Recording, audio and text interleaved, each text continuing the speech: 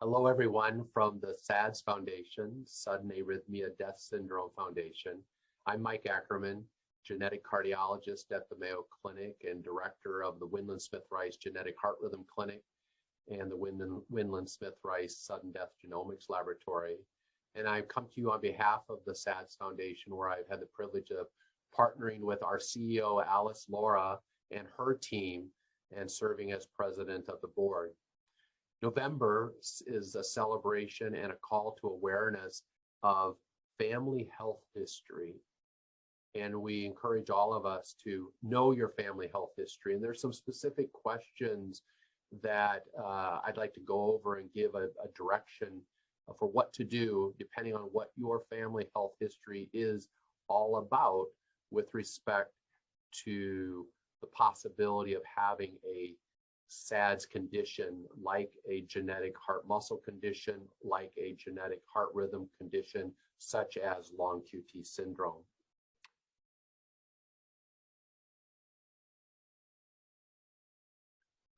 Well, as we are in Family Health History Month for this month of November, we at the SADS Foundation want to encourage you to know your family history. Is there any story of concern in the family? Because that family story, their history, your history, may matter to you. That unexplained sudden death of the cousin while swimming, tragic for that deceased cousin, but it may actually matter for you. So know your family history. Ask about your family history. Are there any sudden death warning signs present in your family? If so, tell your healthcare team about it so that they can do a careful evaluation for the possibility of a SADS condition lurking through the family. And if indicated, based upon your story and your family history, to make sure that genetic testing is done as part of that clinical evaluation, because genetic testing is the standard of care for any person where their cardiologist is telling them that they have or might have a genetic heart condition. So that if somebody is going to tell you that you have long QT syndrome, you have hypertrophic cardiomyopathy, you have arrhythmogenic cardiomyopathy, you have CPVT, but they have not done genetic testing, then you have not received the standard of care evaluation by all of the international and national cardiology society guidelines in 2022. In other words, if somebody's going to diagnose you with one of these SADS conditions, genetic testing is the standard of care.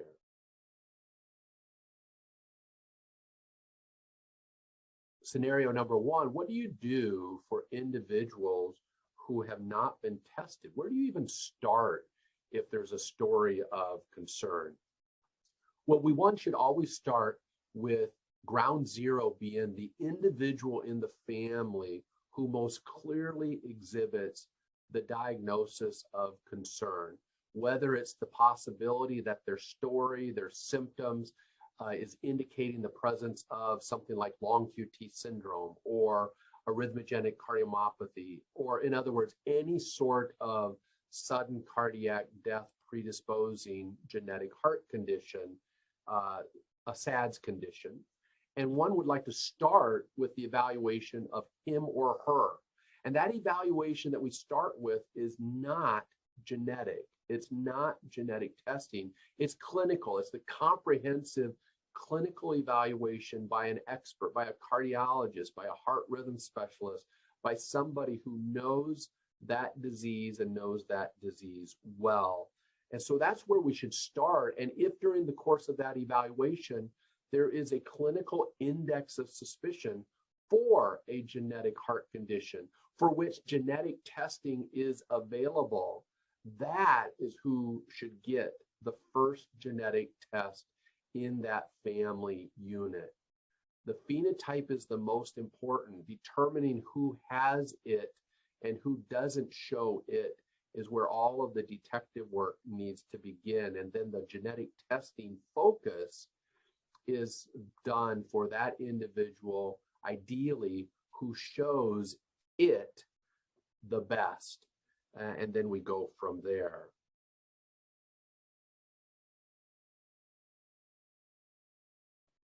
Scenario number 2 is really, what do you do then with when you test that individual who shows the disease that we're concerned about and their genetic test comes back positive?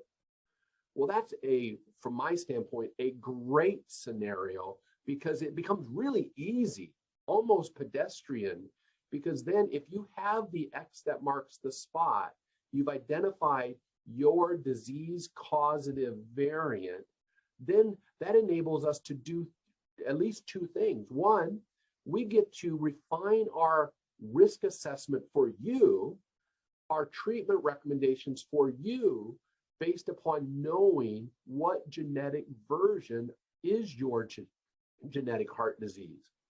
Do you have type 1 or type 2 or type 3 long QT syndrome? Is your CPVT due to a disease causative variant in the RYR2 gene? So knowing your result, we can then bring that back to your own clinical assessment and say, are we pleased with the risk forecast? Do we understand it? Have we tailored the therapy in a genetic test guided manner? The other thing that we can do for your family then is even more powerful, is we then proceed with variant specific genetic testing in the rest of the family. And we do it in appropriate circles of relatedness.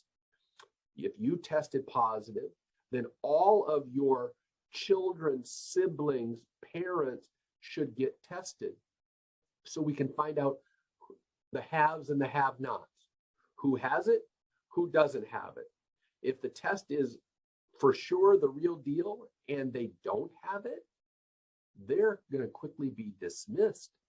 If they do have it, then that individual then gets a focused evaluation on him or her to determine their risk, and then their circle of relatives get the variant specific genetic testing completed.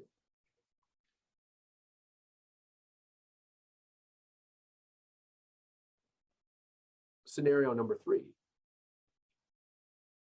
What do you do when your genetic test is negative? What does that mean? What's the next steps? This is really important, and here it depends. It depends on what disease did you get the genetic test for. A negative genetic test result has different meanings for the different SADS conditions. For example, if you were diagnosed with long QT syndrome and you had a negative genetic test result, by itself, that negative genetic test result rules out 80% of that disease, all by itself. So could you still have long QT syndrome? Yes. It's not a perfect test, but your clinical profile better be really compelling for that clinical diagnosis if the genetic test that rules out 80% of the disease all by itself is negative. So in other words, what do I do? If I'm taking care of you and I know you have that heart condition that I'm labeling you with, a negative genetic test doesn't change my mind. It just means that we won't have refined genotype guidance with our risk assessment and our treatments. We'll have to do it the old-fashioned way without the genetic test information. If, on the other hand, I wasn't totally sure about the diagnosis, I thought it was worth doing the genetic test, but now the test comes back negative, that allows me another chance to look at everything again and say, how convinced am I that my clinical diagnosis was correct in the first place? And sometimes a negative genetic test result helps us do a rewind and a reversal. So that's true for long QT syndrome, but for example, a negative genetic test result isn't that helpful for Brugada syndrome, because you could really have Brugada syndrome and your genetic test will be negative most of the time. In fact, about 80% of the time. So the short answer is, how do you handle a negative genetic test result? It depends. What condition are we talking about? And then the next steps are dictated accordingly. Be careful with a negative genetic test result.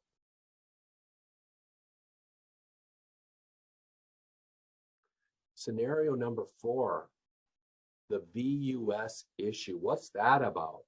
You get genetically tested and you have a VUS. Now what do?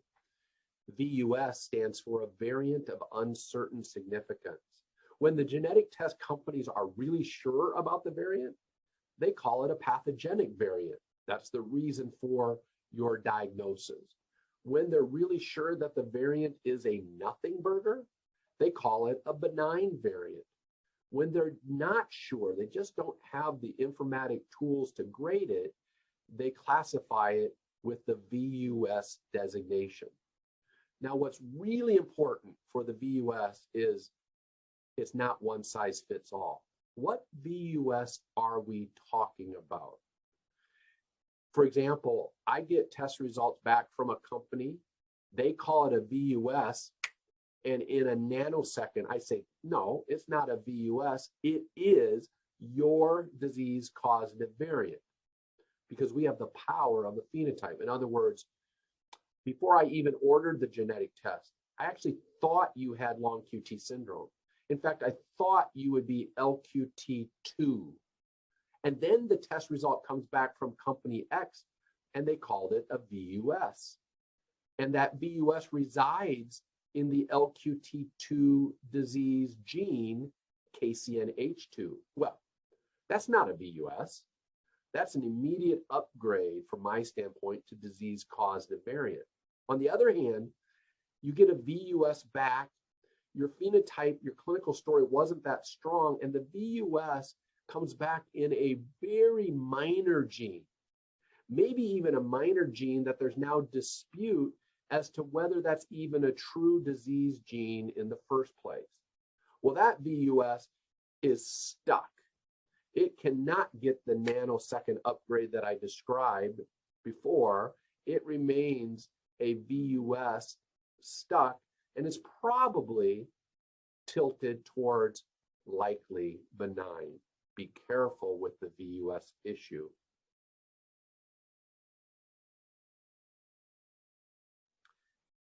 Scenario number 5. What do we do when the individual was tested a long time ago, 5 years, 10 years, 20 years ago, and they were told it was negative? Should we repeat the test?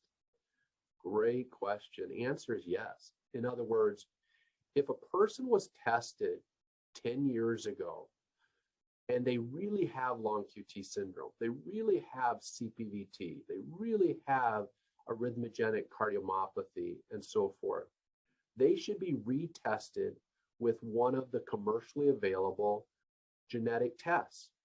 The test platform are just fundamentally better than they were 10 years ago to find a mutation, a variant. If it's there, the sensitivity is better. There are more disease causative genes that have been discovered on a current panel than what we did 10, 20 years ago. And for sure, if you were genetically tested by a research grade test, maybe it was from the Winland Smith Rice Sudden Death Genomics Laboratory, also known as my laboratory, or another research laboratory, and you were told nothing was found, a research grade test doesn't count. You should be tested at least once with a contemporary, commercially available genetic test for the condition that your healthcare team thinks that you or your family might have.